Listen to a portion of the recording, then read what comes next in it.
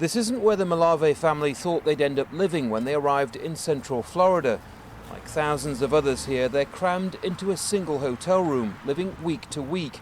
It's been like this for several months now, but despite the hardships, they're determined to make a new life in the US. We stay here, we fight here, we're gonna be here and keep trying until, she's expecting for December. So hopefully we can get something before December. Because it's gonna be tough, 5 people, 1 bed, and a crib. The Malave story is a familiar one to Pastor Dana Camacho, who's been helping Puerto Rican families in the area for years.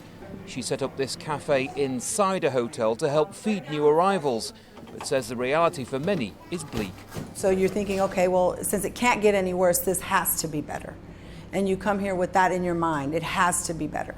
And you're just waiting for that moment where it's going to turn and it is going to be better. But it actually just never happens. The numbers of Puerto Ricans who are US citizens by birth leaving the island is expected to keep growing.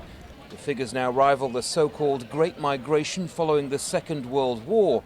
But in Florida, there's concern about the effects of homelessness and instability on newly arrived children. Imagine a child. A child wants to feel beloved and feel that they belong. And if they are constantly in a new environment, they are struggling with that.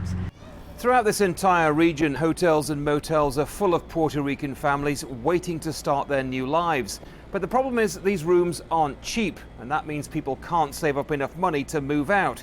And the waiting list for government housing in the area is already approaching 2 years. Community leaders are now offering workshops for families they say are ill prepared for the realities of life in Florida. Despite the risks, though, many believe their children have a brighter future here than in Puerto Rico. Andy Gallagher, Al Jazeera, Kissimmee, Central Florida.